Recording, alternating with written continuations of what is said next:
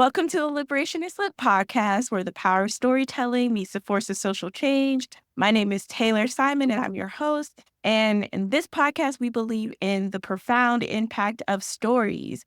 And I'm so happy that I get to meet journalist Nico Lang, and we're going to have a conversation about the new book, American Teenagers. So thank you so much for joining the podcast, Nico. Yeah, thank you so much for having me. Yes. So to kick us off, can you tell us a little bit about you and your journey as a journalist and storyteller? So I didn't, like a lot of journalists, I didn't come into this through a traditional journalism channel. I don't think I ever, I don't know. I don't know what it is, if it was like imposter syndrome or just like growing up really poor. I don't know if I saw this as being like a life for myself that I could have. It didn't really seem like an opportunity that was available to me. I started out in school doing film and journalism, and I just found that I didn't want to make movies. I just liked watching them and writing about them. I just really wanted to write. And after a semester of journalism school, my professor told me that, if you're interested in writing about the world, you should probably go experience it first. So I, switched to a different program in addition to that. So I did international studies for my undergrad, and I thought maybe I would go back to do it in grad school. But I think the issue is I didn't know how to make money from it, and I didn't really have any connections. I just didn't know how I would ever break into the industry. All the people I knew that were doing well in journalism from doing it in undergrad had these cushy internships, or they went to fancy schools, or their parents had money. There were just all these ways that these doors were opened for them, and I just didn't see that for myself. I've just never been the kind of person who has doors opened for me, or like has enough connections built in through generational wealth to where that work is done for you. So I just didn't think I'd be able to make that happen for me. So I did something else for grad school. I went to grad school for it was like a film program with a focus on social media, and documentary was sort of like my minor, if you were, my concentration. And during that time, I had started a blog just that was sort of like for my friends and myself. It was like a queer blog where we talked about issues that were important to us. And through that, I got an opportunity working for NPR in college, so in grad school. And that was great because that's really what I would have wanted to do. And it was like, oh, well, I guess I don't need to do grad school anymore, except I still finished because I was like, well, we're here. We might as well just get the degree anyway. And that opportunity just kind of like one thing led to another to another. And even then, I mean, what I started out doing wasn't like journalism in the traditional sense. It was more like blogging or like commentary. Because I still, even at that point, I was working for this place in which I should be envisioning myself as a journalist, right? The door opened, you made it, girl. And I still can't get this in my head that like, this is like a possibility for you now. It still took several years before I think it took it like seriously enough, or took myself seriously enough, or like believed in myself to know that I could do this. So I think around 2016, when Trump, declared his candidacy and was doing a lot better than we all thought, I had just gotten a job doing, I think, my first real like journalism gig with the Advocate, making like $35 an article. And at that time, I was just realizing how much of a need there was to tell queer stories, and how the work that I'd been doing before I really liked, but just didn't speak to me as much as just helping queer people who were impacted by anti-LGBT legislation and by this turning rightward rhetoric, helping them tell their stories and giving them a platform. And since then, for the past 8 years, that's really what I've dedicated my life to. I didn't get a day off during the Trump presidency, and I thought that I would get one off during like Biden, but that hasn't really happened yet. So it's just, it's just hustling all the time to tell as many stories as possible, because I always hope that by hearing about the queer folks who are impacted by the bad decisions for our government, whether that's like the federal government under Trump or state governments, under the Biden administration, then we can maybe one day learn to stop doing this. That hasn't happened yet, but I still have hope. Yeah, maybe one day we can all have hope. So let's talk about your book, American Teenager. What inspired you to write it, and how did you find the stories about the teens that you wrote about in the book? Sure. So in 2021, there was this bill that was put forward in Texas that, if signed into law, it would have labeled parents of trans kids as being child abusers if they allow their kids to socially or medically transition. So that basically means that if you affirm your kid at all as being trans, that you're a child abuser. If that had been signed into law, it wasn't. Texas sort of went through the back door the following year, and the governor issued this executive order that ordered the Child Welfare Agency to investigate all families of trans kids across the state. It was a huge mess. But the year before, when that bill was introduced, a mom in Texas called me and we were talking over the phone. She was sort of pacing around the lawn as she had a glass of wine in her hand in her bathrobe. And she was just so devastated by this, by what her state was doing to her, that she could go to jail. She could be jailed just for supporting her daughter and her daughter's right to be who she is. And just hearing the devastation in her voice, I felt like I wanted to do something or to comfort her in some way. And I just didn't know what to do. I didn't know what to say. And for me, this book is my response to that, because I feel like we've lost any sense of good faith in the conversation. That I always felt like at some level that Republicans just needed to be educated on trans issues, right? That they just had bad information and they needed it to be replaced with good information, right? And through that, there's education we can do. Me as a journalist, I can educate people. That's my job, right? Is to get education out to the public. But then I learned what we were really up against, because if we don't have even a modicum of good faith in the conversation, there's not anywhere that I can go. If you've already made up in your mind that like parents of trans kids are child abusers, I can't really convince you that actually they're loving families who support their kids and just want the best for you. So in order to advance that conversation at all, we have to somehow instill good faith in the conversation. And to me, that's what the book is about. The book is about, I follow these kids in 7 different states, 7 families of trans kids in 7 states for 2.5 weeks to show you what their lives are like, to show you that they're not that different from you. They go to the grocery store and they worry about how they're going to pay their bills. Sometimes they go on family trips. They play board games. They eat dinner together. Their families aren't that different than yours. There are these differences in the kinds of healthcare that their kids get and the specific journey that their kids go on in terms of their gender. But so much of it is the same. So much of it, you can recognize your own life in these people's lives, your own experiences and their experiences. And I think when we do that, we can build empathy. And through building empathy, it then makes people human in a way that I don't think we're seeing in our political environment right now. There's just so much dehumanization and dehumanizing rhetoric, because I don't think Republicans want to see these folks as human. If you're introducing a kind of bill that says they're child abusers, right? You don't want to see parents of trans kids as human. You don't want to see these kids as human.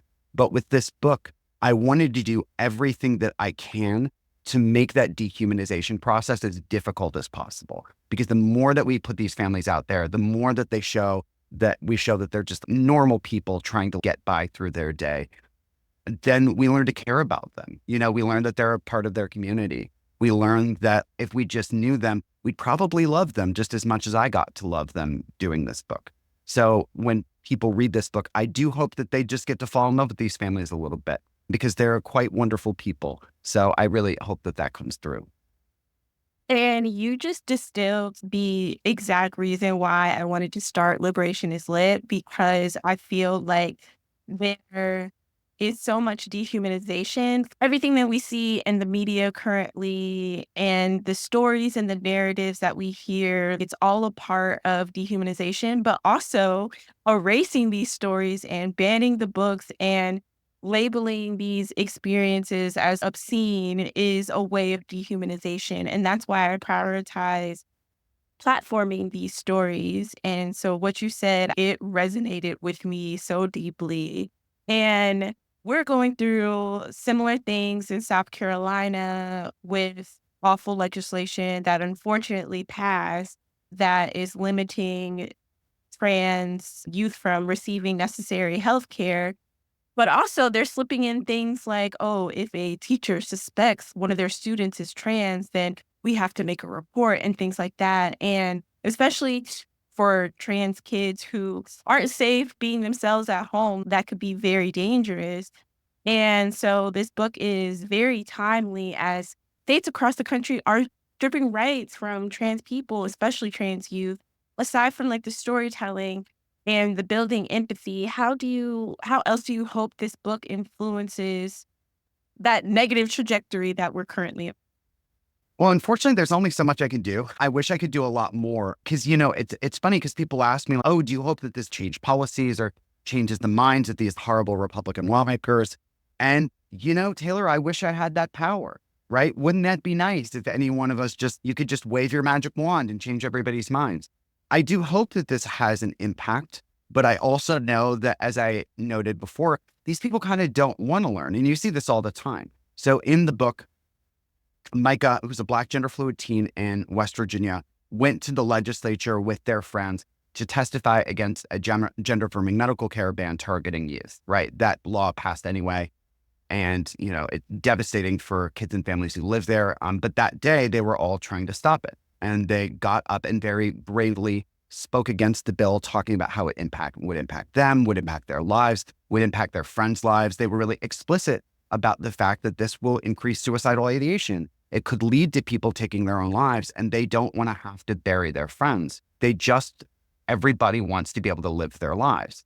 And it was quite emotional being there. And I think we were all really proud of those young people for getting up there and putting themselves on the line that way.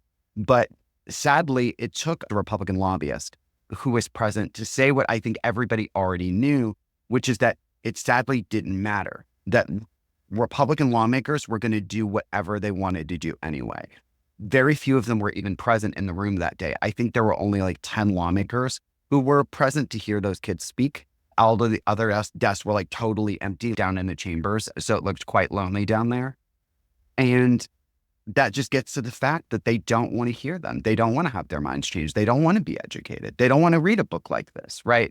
I think that there are folks who plan to send it to lawmakers, right? Who want to put it in the mail, hoping that they can maybe change a heart, change a mind. But people have been doing that for such a long time. There are dedicated groups like the ACLU or the Transformation Project in South Dakota that go to the legislature every year, that try to meet with lawmakers, that hand them literature, that try to introduce them to kids, right? Hear their story, learn from them. And they don't take that opportunity, or they're just like, well, that's all nice and good, but I'm going to vote how I'm going to vote anyway.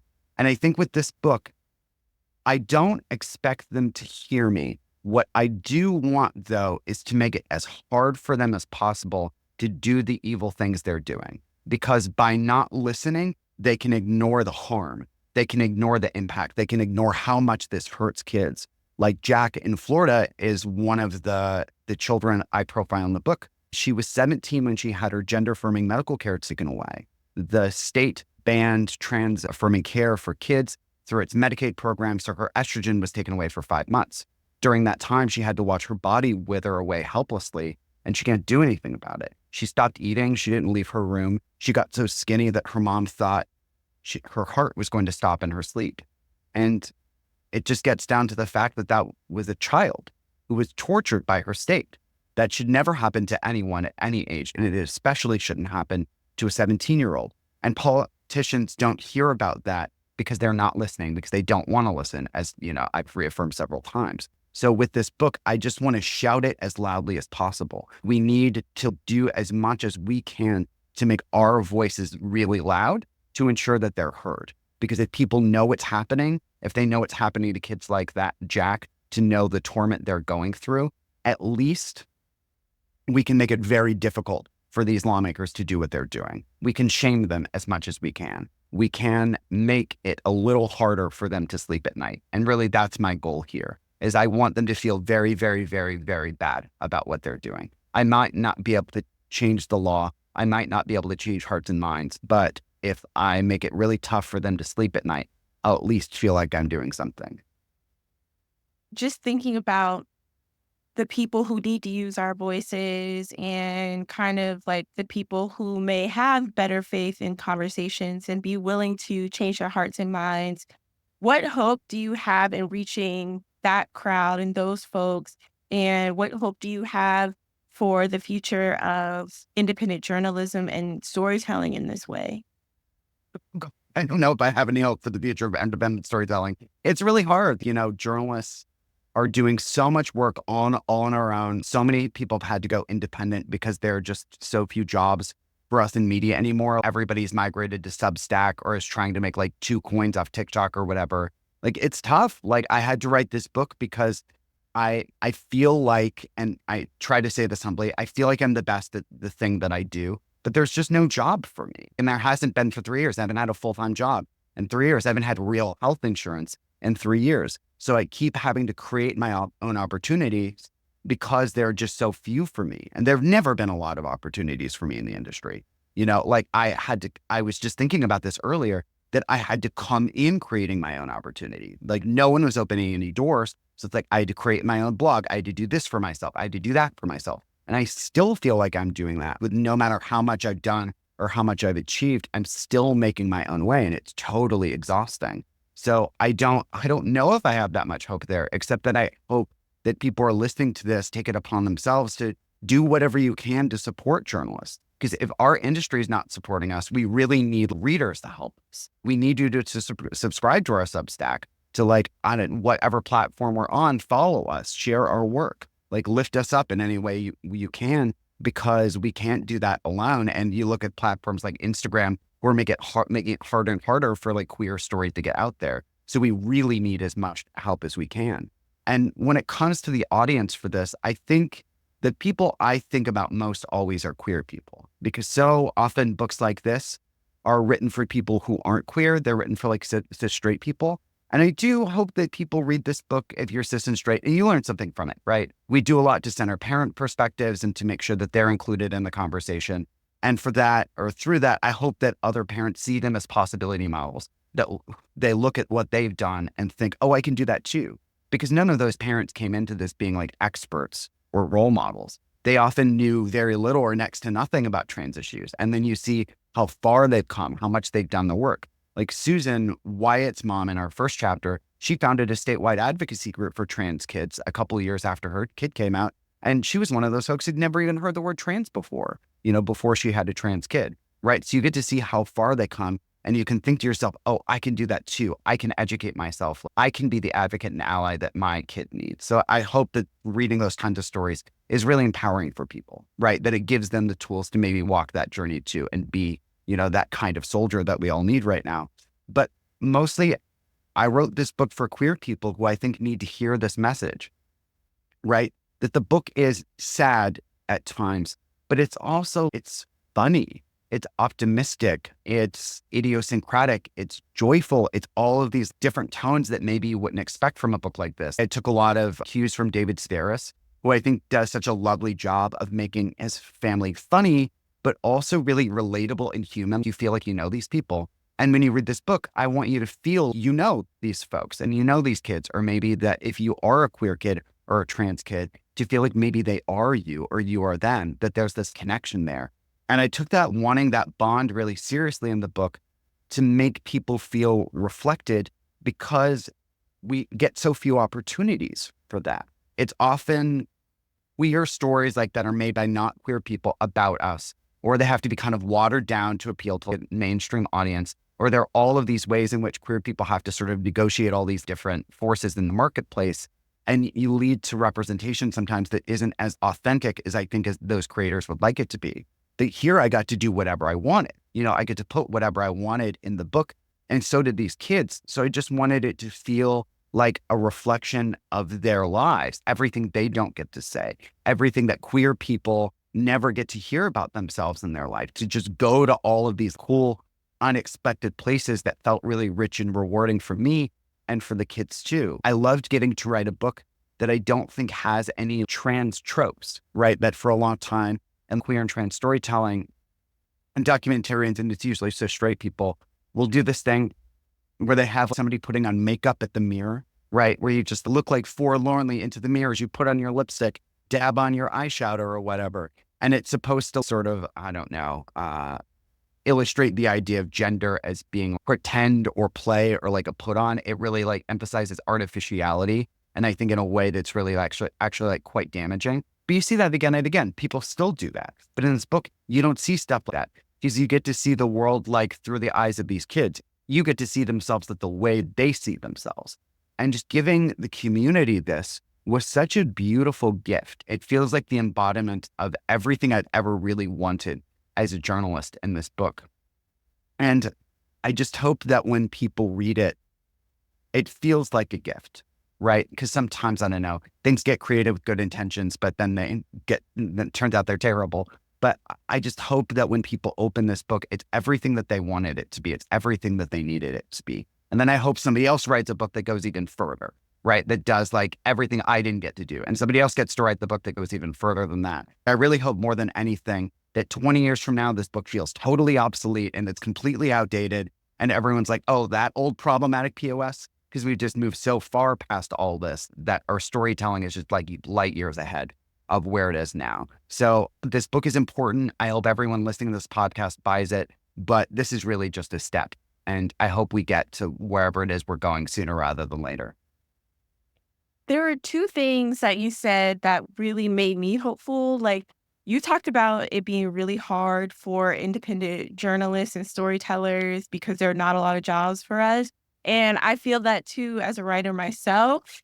And something that gets me excited is that I don't have to be constrained into our normal systems that want me to water down what I have to say, want me to change the perspectives of the stories I want to tell and highlight. And I think you're doing that. You are creating your own lane. And that's not to say it's not super hard because we still got bills to pay. But I love that, like, you are the embodiment of like radical imagination and just doing the work outside of all of these systems and telling the stories. And then the second thing was, I just had a conversation the other night with a book club that I do locally here in Columbia with Black Nerd Mafia, and we were talking about how we can tell when books are written for Black people and when books are written for white people that happen to be about Black people. And I love reading books from other cultures and just being like, okay, this wasn't for me. I'm not going to get all of the cultural references. I'm still learning. I'm here as a visitor to the cookout, but I don't have to be a part of the family, but still being able to see and connect with these people because you realize the book isn't for you. But when you realize the book is for you, it's almost like a feeling of coming home and having your people. So I love that that was the main goal for the book. I just really love books that center the reader. Well, especially it's like if you're a queer person picking up a book like this, I just think it's so disappointing to find out that it wasn't written for you in mind, that it was actually written for these other people to convince them to be nice to someone like you. And I'm just so tired of stories like that. I just think that we shouldn't have to be explaining to people in 2024 that they should be nice to queer people rather than it was really interesting. And we got reviewed in the Washington Post. And it was like overall, like a nice review. I found it to be a little glib at times, but I actually thought that they kind of missed the point. They sort of kept saying, oh, that we reaffirm over and over again that these kids are real and that they're valid. And that wasn't really my goal here. I don't think the book really does that at all, because I don't think it's my place to say that they're real and valid. I think it's their place to say that they're real and valid, right? I'm giving them a platform to express their own validity, to express their realness. For me, what I wanted to do is I wanted to assert their humanity, right? And I wanted humanity to feel so central and to be the through line through everything in the book. And I just feel like queer storytelling very rarely gets to lead with us expressing our own humanity for ourselves, right? We're so often expressing it for the benefit of straight people to convince us that like, oh, look, we deserve rights. Look, we're the same as you. Like, look, don't you love us now? But I think writing this book, I got to a weird breaking point, and I'm kind of glad I did because it changed my perspective on some of these things. That for a long time, we were trying to convince queer people or trying to convince straight people rather, that we're like totally the same as them in every way. So, merit equality, give it to us because our love is the same as yours, right? But with these kids, what they were expressing so often was their difference, their right to be themselves, that they are their own unique, beautiful, extremely particular human being, and they should be able to get to be that person. And I realized for me that I do think that there was something important in saying that these kids in a lot of ways are the same as you, but it's also important to say that they're different in some ways because they're just their own person, and they should be allowed to do that work, to be different.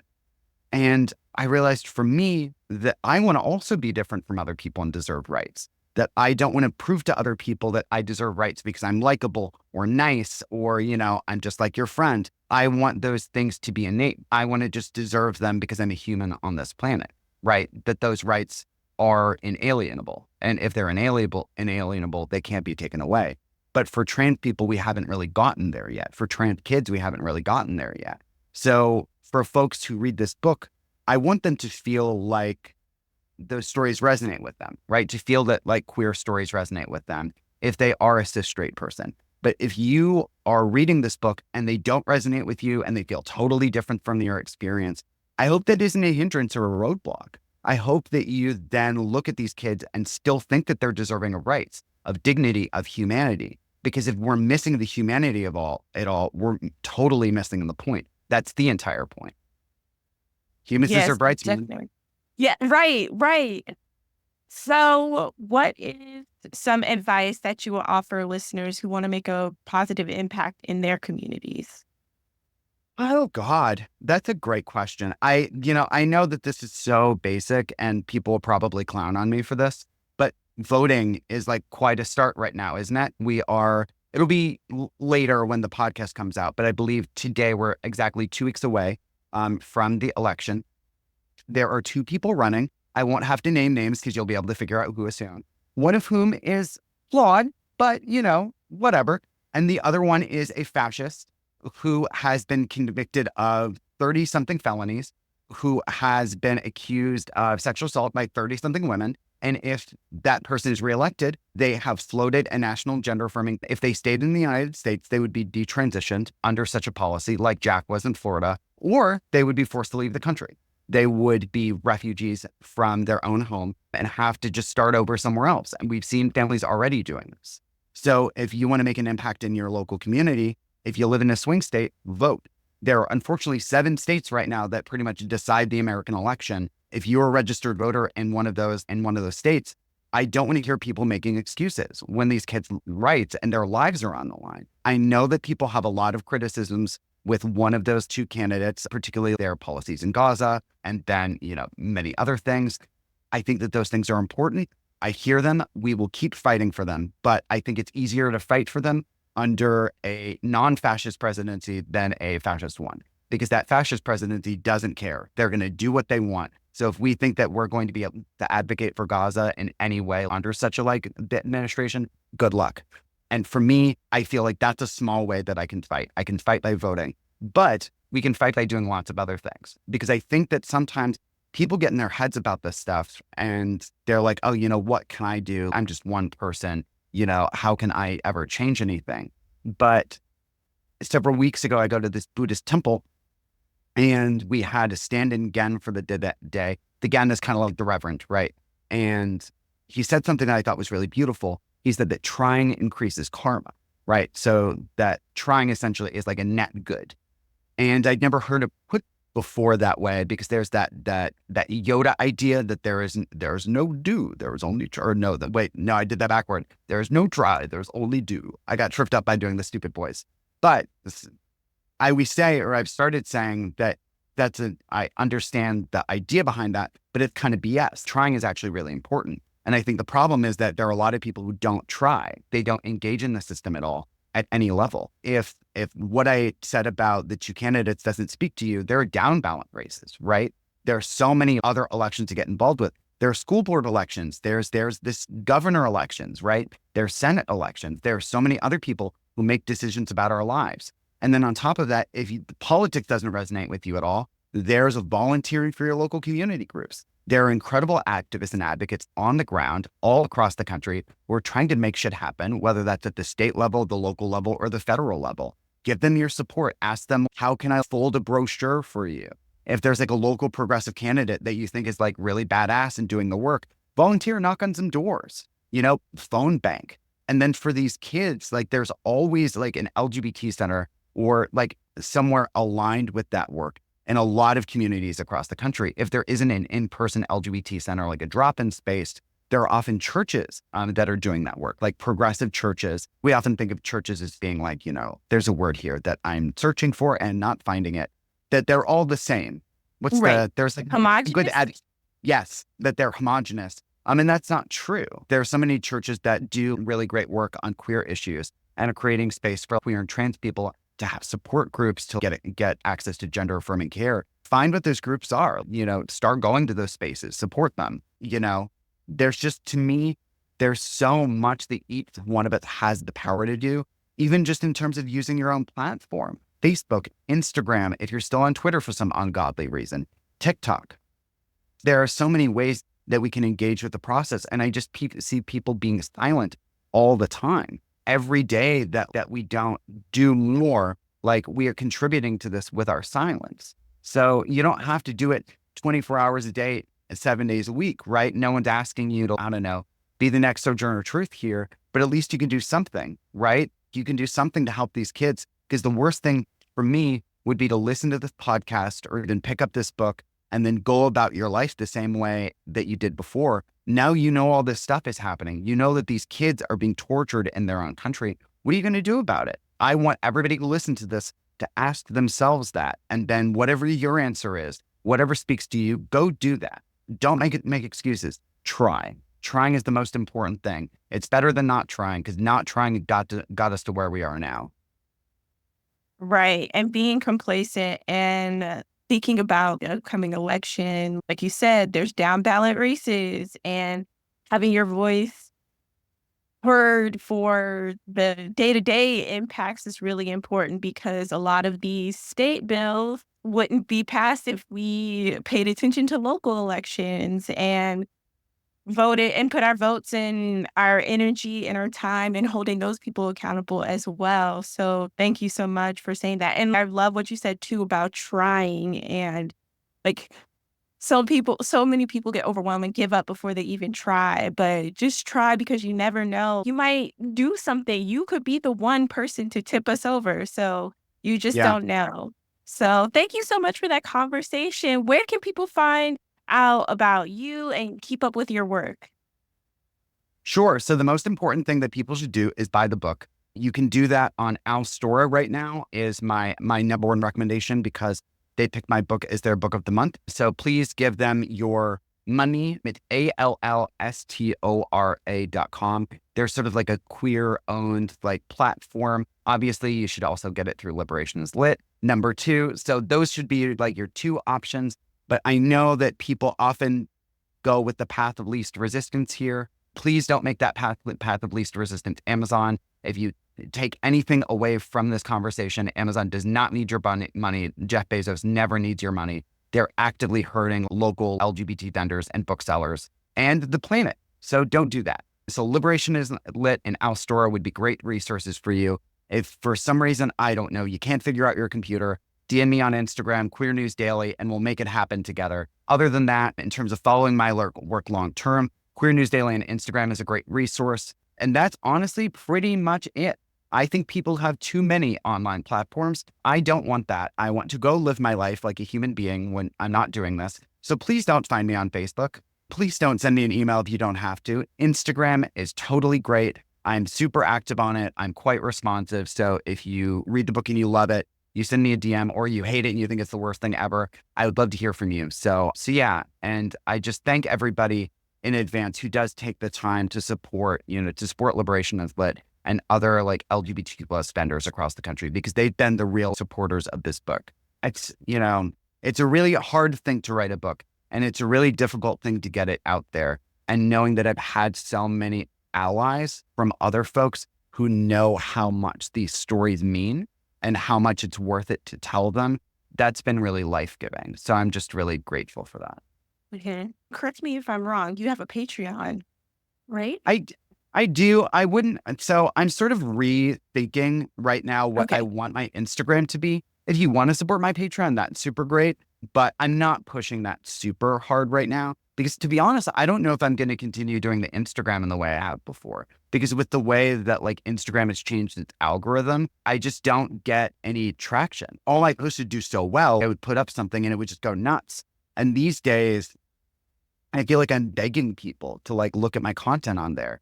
And it's just sad. It's not how I want to spend my time. I want queer voices to find an audience. I want queer news to find an audience. That's what the account is for. but it shouldn't take up so much of my mental and emotional energy to do it. I have to think of myself first. So I don't know what I'm going to do yet. Maybe I'll go to TikTok. I'm not really a TikTok kind of girly because I don't want to be the face of my stuff. I just want to be a platform. I want queer authors to be the face of their stuff. I just want to give that space to other people. So I don't really know what the solution is yet. Everybody keeps screwing us over, and then queer authors have to do it ourselves over and over again. It's like why you created Liberation is Lit, right? Because we got to do it ourselves. So yeah, I'll take your money if you want to support my Patreon. If you don't, that's okay. We'll all figure it out in time. We're all on a journey here, I think. Yes, at the bare minimum, just keep looking for updates on Queer News Daily on IG, and you'll see all of the direction. Well, I have to say instead, does Liberation is Lit have the Patreon that you can plug to have people support? Working on that. I'm actually building a whole online resource bank on how to use reading and books as a way to deepen your activist practice. So Okay. working on building that community up. Okay, I love that. Or what other ways can people support you then? So obviously buying a book's great. Yes. So buying books either on bookshop.org or from my website directly, and just following the podcast because, like you said, I want to be a platform for authors, and definitely listen to their stories because not only are their books amazing, but also just the stories that they tell through the podcast. And I am also breaking my back on all of these different social media platforms. So Instagram, TikTok, and Facebook. But I have a little thing where I can just post to all three places. So Oh, it's nice. yes. So yeah, well, thank you so much again for this amazing conversation. Like Nico said, if you read the book and listen to the podcast and continue going on with your life, business as usual, we need you to get fired up and try.